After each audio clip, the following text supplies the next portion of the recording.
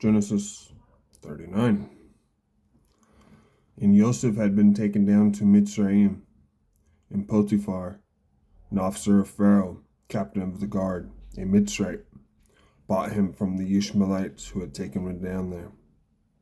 And it came to be that Yahweh was with Joseph, and he became a prosperous man, and was in the house of his master, the Mitzrayite.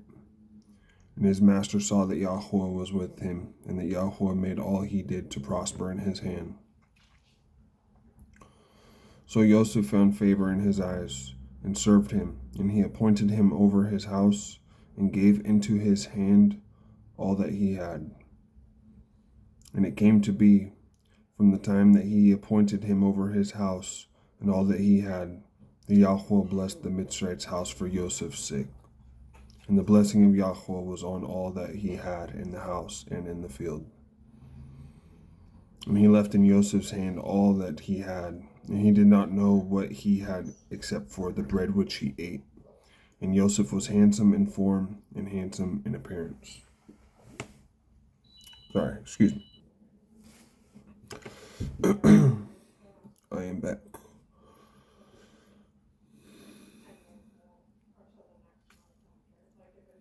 And he left in Joseph's hand all that he had, and he did not know what he had except for the bread which he ate. And Joseph was handsome in form and handsome in appearance. And after these events it came to be that his master's wife lifted up her eyes to Joseph and said, "Lie with me." But he refused and said to his master's wife, "Look, my master does not know what is with me in the house, and he has given into my hand all that he has. No one is greater in this house than I, and he has not withheld whatever from me but you, because you are his wife. And how shall I do this great evil and sin against Elohim?" And it came to be, as she spoke to Joseph day by day, that he did not listen to her, to lie with her, to be with her. And it came to be on a certain day, when Joseph went into the house to do his work, and none of the men of the house was inside, that she caught him by his garment, saying, "Lie with me." But he left his garment in her hand, and fled and ran outside. And it came to be, when she saw that he had left his garment in her hand and fled outside, that she called to the men of her house and spoke to them, saying, "See, he has brought into us a Hebrew to mock us. He came in to me to lie with me, and I cried out with a loud voice. And it came to be, when he heard that I lifted my voice and cried out, that he left his garment with me and fled and went outside.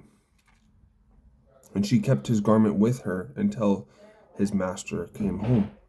And she spoke to him these same words, saying, "The Hebrew servant whom you brought to us came in to me to mock me." So it came to be, as I lifted my voice and cried out, that he left his garment with me and fled outside. And it came to be, when his master heard the words which his wife spoke to him, saying, "Your servant did to me according to these words," that his displeasure burned. Then Joseph's master took him and put him into the prison, a place where the sovereign's prisoners were confined, and he was there in the prison.